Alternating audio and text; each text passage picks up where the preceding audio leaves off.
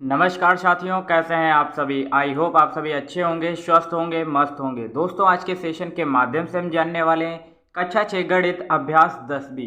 इस एक्सरसाइज के सभी इंपॉर्टेंट क्वेश्चंस को हम डिटेल में कवर करेंगे। लेकिन अगर आप सभी चैनल पर नए हैं तो चैनल को भी सब्सक्राइब करें और वीडियो को अपने दोस्तों में भी शेयर करें। एक्सरसाइज करने से पहले कुछ बेसिक चीज़ें जान लेते हैं ताकि ये क्वेश्चंस करने में हमें आसानी हो। ठीक है, बेसिक चीज़ें क्या हैं चलिए देखते हैं। ठीक है, यहाँ पर निष्कर्ष कुछ दिए गए हैं, पहले हम उन्हें पढ़ लेते हैं। पहला निष्कर्ष क्या दिया गया है, ऐसी संख्याएं जो केवल एक और स्वयं से ही पूरी पूरी विभाजित होती हैं अभाज्य संख्याएं कहलाती है। अभाज्य संख्याएं क्या होता है, अभाज्य संख्याएं क्या होता है, ऐसी संख्याएं जो केवल एक और स्वयं से पूरी पूरी विभाजित होती हैं अभाज्य संख्याएं कहलाती है। जैसे तीन तीन जो है वो सिर्फ और सिर्फ एक से कटेगी और स्वयं से कटेगी। 5 है, एक से कटेगी, स्वयं से कटेगी, उसके अलावा किसी से नहीं कटेगी। तो ऐसी संख्याओं को हम कहते हैं अभाज्य संख्याएं। आई होप अब आप सभी को क्लियर हो गया होगा कि अभाज्य संख्याएं होता क्या है। ठीक है, उसके बाद सेकंड दिया गया, ऐसी संख्याएं जो एक और स्वयं के अतिरिक्त अन्य संख्याओं से पूरी पूरी विभाजित हो जाती है वे भाज्य संख्याएं कहलाती हैं। जैसे 4 है, 4 आप देखते हैं एक से भी पूरी पूरी विभाजित हो जाती है, 2 से भी पूरी पूरी विभाजित हो जाती है और स्वयं 4 से विभाजित हो जाती है। तो ऐसी संख्याओं को हम कहते हैं भाज्य संख्याएं। तो अब आप जान चुके हैं कि भाज्य संख्याएं और अभाज्य संख्याएं होता क्या है। ठीक है, अब देखेंगे यहाँ पर थोड़ा सा एक चीज और, वो क्या दिया गया है, गुणनखंड वृक्ष। अगर आप ये जान लेते तो यहाँ पर आपका चौथा क्वेश्चन दिया गया है तो वो आसानी से हो जाएगा। क्या कह रहा है, यहाँ पर 90 दिया गया है। ठीक है, 90 कैसे आया, यहाँ पर 15 दिया गया है, यहाँ पर 6 दिया गया है, तो 15 6 का 90। सेम पैटर्न, यहाँ पर 90 दिया गया है तो यहाँ पर 15 दिया गया है, यहाँ 6, तो 15 6 का 90। यहाँ 15 दिया गया है, वो कैसे आया, यहाँ 5 दिया गया है, यहाँ 3, तो 5 और 3 के गुणा से 15 आया। सेम पैटर्न यहाँ पर 90 है, 90 कैसे आया, यहाँ 15 दिया गया, 6 दिया गया, तो 15 और 6 के गुणा करेंगे तो 15 6 का 90। अब ये 15 कैसे आया, तो आप यहाँ पर देख पा रहे हैं 3 दिया गया, 5 दिया गया, 3 और 5 के गुणा करेंगे तो 5 15 आ जाएगा। यहाँ 6 दिया गया, 6 कैसे आया, यहाँ पर 2 और 3 दिया गया, यानी 2 और 3 की गुणा करें तो 6 में आ जाएगा। ठीक है ना। सेम पैटर्न पर यहाँ पर चौथा क्वेश्चन जो आपकी एक्सरसाइज में दिया गया है ये, ठीक है, तो सेम पैटर्न पर होगा, इसीलिए मैंने सोचा आपको पहले ये बता दिया जाए ताकि आपको पता चल जाए कि किस तरह से इसे सॉल्व करेंगे। ठीक है ना। अब चलते हैं एक्सरसाइज के क्वेश्चंस की तरफ। और अगर आप सभी ने चैनल को सब्सक्राइब नहीं किया है तो कर लीजिए, क्योंकि ये ऐसी बात है कि आपको बार बार बतानी नहीं चाहिए। आप खुद सपोर्ट करेंगे तभी आपको इसका लाभ मिल पाएगा और कहीं ना कहीं हमारा भी लाभ होगा, है ना, और हम भी मोटिवेट होंगे क्वेश्चंस को सॉल्व करने के लिए और आपको प्रोवाइड कराने के लिए क्लासेस। ठीक है ना। चलिए, पहला क्वेश्चन यहाँ पर दिया गया, 9 के अभाज्य गुणनखंड बताइए। ठीक है, 9 के अभाज्य गुणनखंड, चलिए करते हैं। यहाँ पर 9 लिखते हैं और गुणनखंड करते हैं। 3 से काटेंगे क्योंकि 2 से कटेगा नहीं। ठीक है, 3 3 9, 3 3 9, 1 1 1। तो 9 के अभाज्य गुणनखंड कौन कौन से होंगे, 3 गुणे 3, यही आपका आंसर आ रहा होगा। ठीक है ना। उसके बाद सेकंड क्वेश्चन दिया गया है, वो इस क्वेश्चन का विपरीत है। क्वेश्चन क्या कह रहा है, यदि किसी संख्या के अभाज्य गुणनखंड 2 2 व 3 है तो संख्या बताइए। अभाज्य गुणनखंड इसके दिए गए हैं, अभाज्य गुणनखंड कौन दिए गए, 2 गुणे 2 गुणे 3, ये अभाज्य गुणनखंड दिए गए। अब यहाँ पर आप देख पा रहे होंगे, देखिए इसका पहला का क्वेश्चन क्या कर रहा था, 9 के अभाज्य गुणनखंड बताइए। तो 9 के अभाज्य गुणनखंड कौन कौन से थे, 3 गुणे 3, यानी कि उत्तर तो हमारा 9 आया ना। वो संख्या कौन सी थी, 9। सेम पैटर्न, यहाँ पर अभाज्य गुणनखंड दिए गए, हमें गुणा करके वो संख्या निकालनी है। तो गुणा करेंगे 2 दूनी 4 3 12, तो वह संख्या कौन होगी, 12, और यही आपका आंसर आ रहा होगा। ठीक है ना। आई होप अब आप सभी को समझ में आ गया होगा। थर्ड क्वेश्चन क्या कह रहा है, एक संख्या के गुणनखंड 8 और 3 है। कोई संख्या है, उसके गुणनखंड 8 और 3 है, इसके अभाज्य गुणनखंड बताइए। अभाज्य गुणनखंड देखिए दिया गया है, बस उसी को थोड़ा सा विस्तारित आपको लिखना है।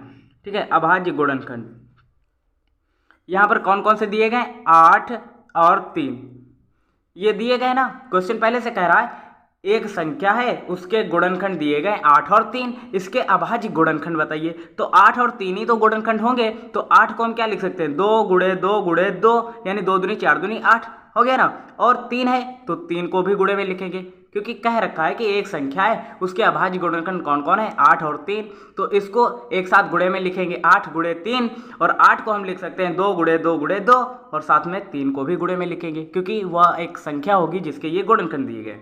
ठीक है ना। अगर आपसे पूछा यहाँ पर वह संख्या बताइए तो हम गुणा करके निकाल सकते हैं। तो गुणा करेंगे तो कितना आएगा, 24 आएगा।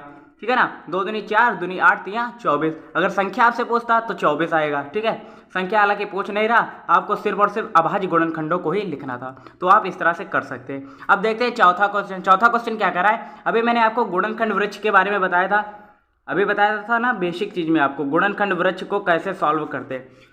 अभी जो बताया था सेम पैटर्न है, यहाँ पर 60 दिया गया है। 60 कैसे आया, इस 6 और इस 10 के गुणनखंड से गुणा करने से 10 में प्राप्त हुआ। 6 गुणे 10 करेंगे तो कितना मिलेगा हमें, 60 मिल जाएगा ना। तो 60 कैसे मिला, 6 गुणे 10 करके, इस 6 और इस 10 की गुणा करने से।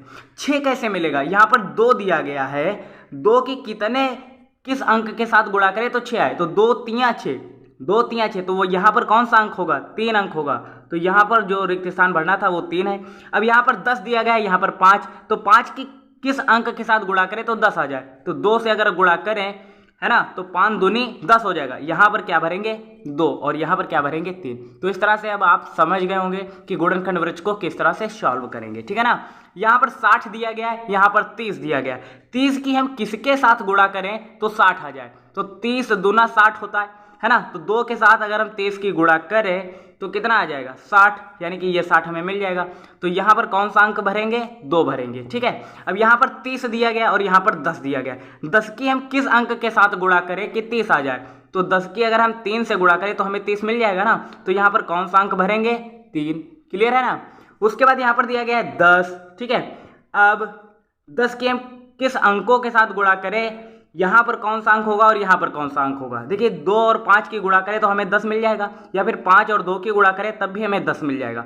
तो 2 और 5 यहाँ इन जगह पर कौन कौन से अंक होंगे, 2 या 5 होंगे, या फिर 5 या 2 होंगे। ठीक है, तो क्रम में आप कोई भी क्रम लिख सकते हैं, तो 2 और 5 इसका राइट आंसर आ रहा होगा। ठीक है, यहाँ पर 2 या 5 आ रहा होगा।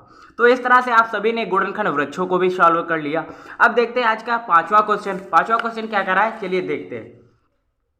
ठीक है, 5वां क्वेश्चन कह रहा है, इंपॉर्टेंट है ये, आपके हाफ ईयरली एग्जाम हो या फिर एनुअल एग्जाम हो, ठीक है, किसी में भी पूछा जा सकता है, कम से कम 4 अंकों में।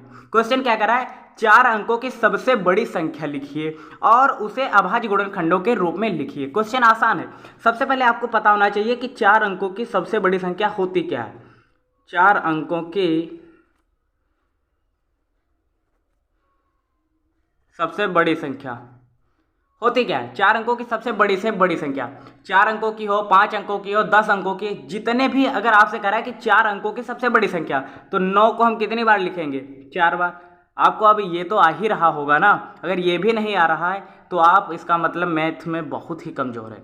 आपको ध्यान देने योग्य, आपको समय देना होगा मैथ पर, तभी आप अच्छा स्कोर कर पाएंगे। ठीक है ना, तो मैथ पर ज़्यादा से ज़्यादा फोकस करिए, तभी आप मैथ को समझ पाएंगे, सॉल्व कर पाएंगे। तो 4 अंकों की सबसे बड़ी से बड़ी संख्या कौन सी होगी, 9999। अब कह रहा है इनके अभाज्य गुणनखंड लिखिए, तो अभाज्य गुणनखंड करने के लिए हमें इसके गुणनखंड करने होंगे। तो चलिए करते हैं। पहले इसे 2 से काटेंगे तो 2 से कटेगा नहीं, तो 3 से काटेंगे तो 3 3 9, 3 3 9, 3 3 9, 3 3 9। ठीक है, उसके बाद फिर से 3 से करेंगे तो 3 कम 3, 3 कम 3, 3 कम 3, 3 कम 3। ठीक है ना।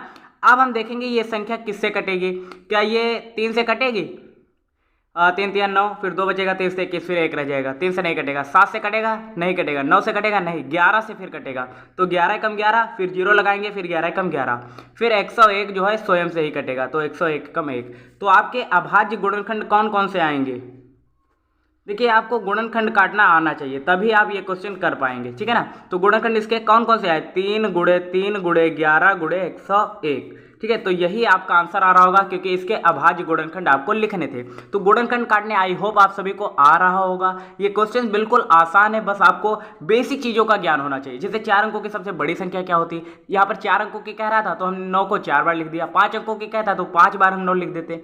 ठीक है ना, तो इस तरह से 4 अंकों की बड़ी संख्या हमने निकाली, फिर उसके गुणनखंड किए और उनके गुणनखंडों को हमने गुणे में लिखा, और यही होता है अभाज्य गुणनखंड। ठीक है ना। अब हम चलते हैं छठे क्वेश्चन की तरफ। छठा क्वेश्चन क्या कह रहा है, 5 अंकों की सबसे छोटी संख्या लिखिए और उसे अभाज्य गुणनखंड के रूप में लिखिए। ठीक है, सेम पैटर्न पर क्वेश्चन होगा। ये क्वेश्चन आप सभी के लिए होमवर्क के तौर पे, ये क्वेश्चन आप सभी खुद से करेंगे, क्योंकि 5 अंकों की आपको पहले करना क्या है, मैं कुछ आपको हिंट दिए दे रहा हूँ। 5 अंकों की सबसे छोटी संख्या होती क्या, मुझे कमेंट में बताइएगा।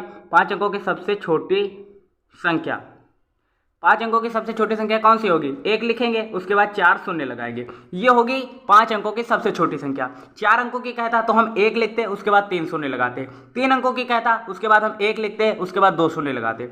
तो इस तरह से आप सभी को ये तो पता ही होगा कि 5 अंकों की सबसे छोटी संख्या कौन होगी, ये होगी। अब इसका गुणनखंड कर लेना और जो गुणनखंड आएंगे उनको आप गुणे के रूप में लिख दीजिएगा और वही आपका आंसर आ जाएगा, ठीक है ना। तो अभाज्य गुणनखंड इसके आप सभी खुद से करेंगे और इसका आंसर मुझे कमेंट में बताएंगे, ठीक है ना।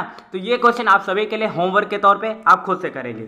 सेकंड क्वेश्चन दिया गया है, 7वां इंपॉर्टेंट है क्वेश्चन, आपका हाफ ईयरली एग्जाम हो या फिर एनुअल एग्जाम हो, पूछा जा सकता है।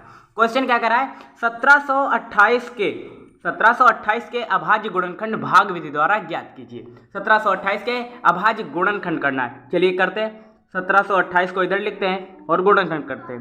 पहले से हम 2 से काटेंगे, ठीक है, 2 से कट जाएगा, 2 अट्ठे 16, ठीक है ना, एक बचा, 2 छंग 12, फिर 2 चक्कू 8, फिर 2 चक्कू 8, फिर 2 तिया 6, 2 दूनी 4, फिर करेंगे 2 दूनी 4, 2 एकम 2, 2 छंग 12, उसके बाद 2 एकम 2, 0 लगाएंगे, 2 अट्ठे 16, ठीक है। इसको काटेंगे, 2 पंचे 10, 2 चक्कू 8, 54 आया ना। अब 54 को इधर थोड़ा सा साइड में कर लेते, जगह नहीं है, तो 2 दूनी 4, 2 से 14, 27 आ जाएगा। उसके बाद 3 से काटेंगे क्योंकि 2 से 27 कटेगा नहीं, तो 3 से काटेंगे, तो 3 नमा 27, फिर 3 तिया 9, फिर 3 एकम 3। तो ये जो आए इसके गुणनखंड आए और यही अभाज्य गुणनखंड होते हैं, ठीक है। अभाज्य गुणनखंड होता क्या है, ये जो आपको साइड में देखने को मिल रहे हैं ना, जो हमने ये निकाले हैं, यही इसके गुणनखंड होंगे, अभाज्य गुणनखंड, ठीक है। इन्हें को अब आपको गुणे में लिखना है। कैसे करेंगे, ये 2 कितनी बार गुणे में आया, 1 2 3 4 5 6, तो 2 को 6 बार गुणे में लिखेंगे, 4 5 6, उसके बाद 3 बार आया है, ठीक है। तो ये जो आया है यही अभाज्य गुणनखंड होते हैं, ठीक है, इनको ही कहते हैं अभाज्य गुणनखंड। इस तरह से पहले हमें गुणनखंड काटने और फिर उनको गुणे में लिखना होता है और यही कहलाता है अभाज्य गुणनखंड, ठीक है ना। और अभाज्य गुणनखंड होता क्या है, ये हमने अभी बेसिक चीज में सीखा था। तो आई होप आप सभी को ये क्लास अच्छी लग रही होगी। अच्छी लग रही है तो लाइक करें, शेयर करें, ठीक है। 8वां क्वेश्चन क्या कह रहा है, निम्नांकित संख्याओं के अभाज्य गुणनखंड करिए। तो अभाज्य गुणनखंड अभी हम करके आए, अभाज्य गुणनखंड करेंगे, ठीक है। 112 दिया गया है, इसके अभाज्य गुणनखंड करते हैं।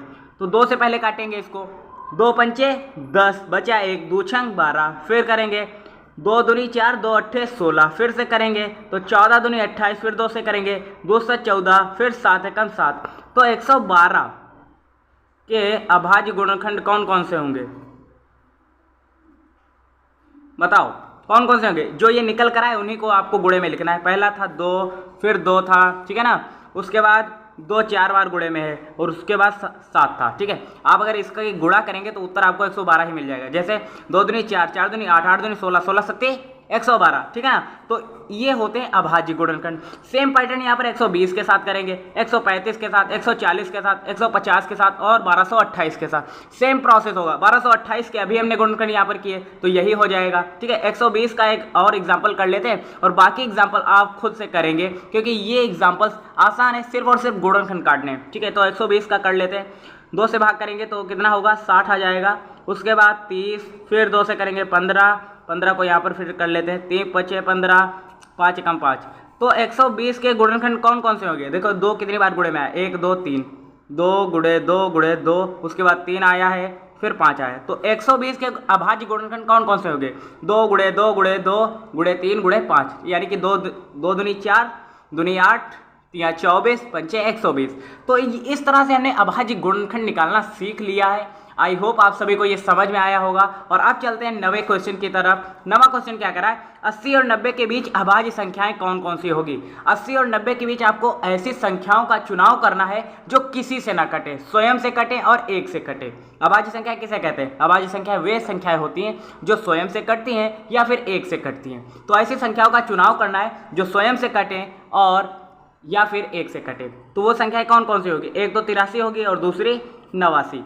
आप चाहें तो एक बार ट्राई कर सकते हैं, ठीक है। इसका आंसर क्या होगा आप चाहें तो चेक कर सकते हैं। ऑप्शन चौथा इसका राइट आंसर आ रहा होगा, आप चेक कर सकते हैं। ये वीडियो कैसी लगी आप सभी मुझे कमेंट में बता सकते हैं। मिलते हैं ऐसे नेक्स्ट अमेजिंग वीडियो के साथ, तब तक के लिए जय हिंद, नमस्कार। देखते रहिए SS लाइफ टाइम।